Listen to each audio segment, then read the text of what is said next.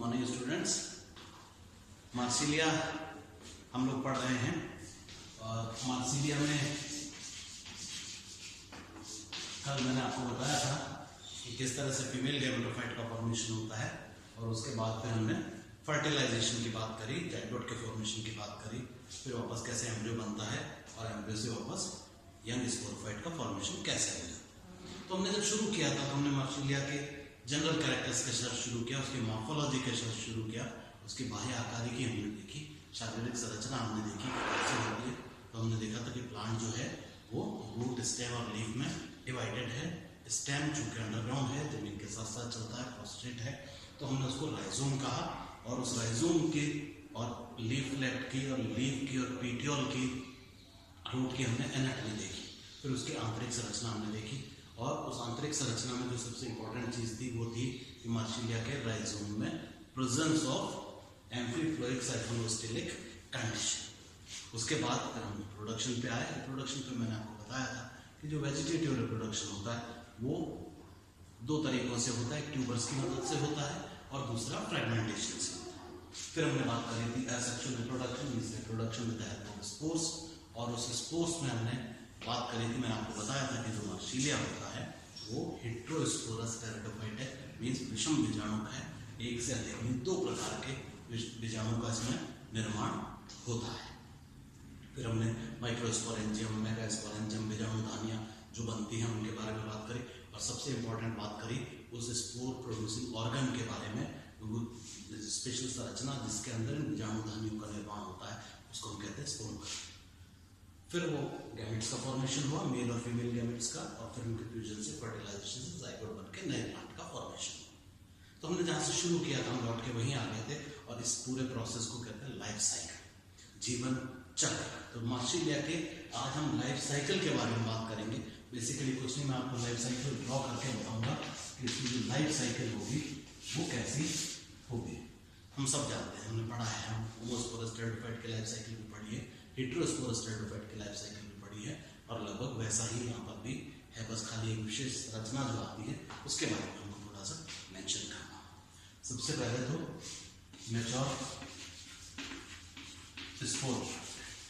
Mature sporophyte का मतलब वो पादप शरीर जो जड़ तना पत्ती में विभेदित है, मीन्स वो पार्ट जो हमने यहाँ बनाया था, मैं आपको बताता हूँ हमेशा। यहाँ से रूट्स निकलती है जिसमें नोडल लेवल से ऊपर पीटियोल लगता है, उसमें से ऊपर जाके लीफलेट्स का फॉर्मेशन हो जाता है। तो मैच्योर स्पोरोफाइट, और ये मुख्य पादप शरीर है। टेरिडोफाइट्स के अंदर आप जानते हैं जो स्पोरोफिटिक फेज है वो मेन प्लांट बॉडी जो होगी वो स्पोरोफाइट होगी हमेशा, और गैमेटोफाइट बाद में आता है और both are independent of each other. वो भी हमने देखा था कि कैसे गैमेटोफाइट कहाँ जाके बनता है और वो कैसे ना सेल्फ डिपेंडेंट होता है, अपना खाना खुद बनाता है, खुद खाता है। ये जो मैच्योर स्पोरोफाइट की जब हम बात करते हैं तो सबसे पहले हम बात करते हैं वेजिटेटिव रिप्रोडक्शन। लाइफ साइकिल जब भी हम पढ़ते हैं, मैंने आपको बताया कि हम पहले ऊपर की तरफ वेजिटेटिव रिप्रोडक्शन दिखाएंगे। और वेजिटेटिव रिप्रोडक्शन कैसे होता है, मेन जो चीज थी वो थी ट्यूबर्स। ये ट्यूबर्स कुछ बड लाइक स्ट्रक्चर्स थे जैसे अंडरग्राउंड राइजोम पे मिला करते थे, और जब ये इस प्लांट से टूट के अलग होता है, एक्चुअली अपने आप में मिनिएचर प्लांट था, छोटा सा प्लांट था, टूट के जब अलग होता है तो जमीन में पड़ा रहता है। कब तक पड़ा रहता है, जब तक अनफेवरेबल कंडीशंस होती हैं, और जैसे ही फेवरेबल कंडीशंस आती हैं ये वापस जर्मिनेट करके नया प्लांट बना लेता है। तो सबसे इम्पोर्टेंट जो टाइप है, तरीका है मार्सिलिया के अंदर वेजिटेटिव रिप्रोडक्शन का, वो है with the help of tubers, और ट्यूबर्स के द्वारा। और दूसरा मैंने आपको बताया था कि सभी टेरिडोफाइट्स में एक और इम्पोर्टेंट तरीका है जिसके द्वारा प्लांट्स का मल्टीप्लिकेशन होता है, नंबर बढ़ता है, और वो है फ्रेगमेंटेशन। फ्रेगमेंटेशन विखंडन, पादप शरीर का टूट जाना। टूटने का कोई भी कारण हो सकता है। देखिए प्लांट यहाँ पे था, इस तरह से देखिए प्लांट है और यहाँ से किसी कारण से प्लांट टूट गया। टूटने का कुछ भी कारण हो सकता है, बाय एक्सीडेंटल ऐसा हो सकता है कि जमीन के साथ है किसी कारण से ये यहाँ से टूट गया। दूसरा bye death and decay of the older parts. मैंने बताया राइजोम जो होता है वो बहुत लंबा चौड़ा चारों तरफ घूमता रहता है, जमीन के अंदर अंदर साथ साथ चलता रहता है और एक मैट लाइक स्ट्रक्चर बना लेता है। तो कहीं पर भी जो पुराने पार्ट है वो मान लीजिए उसकी डेथ हो गई, डिके हो जाता है, खराब हो गया, टूट गया, तो उसके टूटने से फ्रेगमेंटेशन हो गया। अब ये क्या हुआ, दोनों प्लांट 1 से 2 में कन्वर्ट हो गए, तो नंबर बढ़ गया वेजिटेटिव रिप्रोडक्शन का। एक इसको भी हम टाइप मानते हैं, तो सबसे कॉमन टाइप ये है टेरेप्टोफाइट्स के अंदर जब हम बात करते हैं। तो 2 तरीके हैं जिनके द्वारा वेजिटेटिव रिप्रोडक्शन जो होगा वो रिप्रेजेंट किया जाएगा। तो यहाँ पर वेजिटेटिव रिप्रोडक्शन हम लिख सकते हैं, चाहे तो नहीं भी लिखें तो भी अंडरस्टूड है कि ऊपर की तरफ अगर आपने बताया है तो ये वेजिटेटिव रिप्रोडक्शन के बारे में हम बात कर रहे हैं। अब ये जो मैच्योर स्पोरोफाइट है, ये जब मैच्योर हो जाता है तो यहाँ पर क्या होगा, स्पोर प्रोड्यूसिंग ऑर्गन का फॉर्मेशन होगा। और मार्सिलिया क्या है, जो स्पोर प्रोड्यूसिंग ऑर्गन है वो एक विशेष संरचना है, और उस विशेष संरचना को हम कहते हैं स्पोरोकार्प। तो यहाँ पर क्या होगा, स्पोरोकार्प का फॉर्मेशन होगा। मैंने आपको बताया था कि पीटीओल के एक्सेल में यहाँ से जहाँ से पीटीओल निकल रहा है, जो लीफ और इसको अटैच करके रखता है, यहाँ पर कुछ बीन शेप स्ट्रक्चर्स बनते हैं, और इन बीन शेप्ड स्ट्रक्चर्स को हम कहते हैं स्पोरोकार्प्स। और इन स्पोरोकार्प्स के अंदर अब एक्चुअली बीजाणु धानियों का फॉर्मेशन होगा। इसकी भी हमने आंतरिक संरचना की बात करी थी, मैंने आपको बताया था, जिसका हम 3 सेक्शन काट सकते हैं। HLS काटा जा सकता है, horizontal longitudinal section, vertical longitudinal section और वर्टिकल ट्रांसवर्स सेक्शन भी हम इसका काट सकते हैं। और तीनों प्लेन से हमने बात करी थी, और मैंने आपको बताया था कि HLS वो संरचना होती है जिसमें जो अरेंजमेंट है बीजाणु धानियों का वो हमको पूरी तरह से अच्छी तरह से दिखाई देता है। तो इस स्पोरोकार्प के अंदर क्या होगा, बीजाणु धानियों का फॉर्मेशन होगा। और इस स्पोरोकार्प के अंदर एक ही स्पोरोकार्प के अंदर दोनों तरह की बीजाणु धानियां बनेंगी। मीन्स जो माइक्रोस्पोरेंजियम है और जो हमारा मेगास्पोरेंजियम, जो लघु बीजाणु धानी है और जो गुरु बीजाणु धानी है, वो दोनों इसी में लगते हैं। जानते हैं आपके टॉप के ऊपर मेगास्पोरेंजियम होता है और साइड में रिसेप्टेकल के दोनों तरफ क्या होती है, माइक्रोस्पोरेंजियम लघु बीजाणु धानियां लगी हुई है। तो यहाँ पर होगी माइक्रोस्पोरेंजियम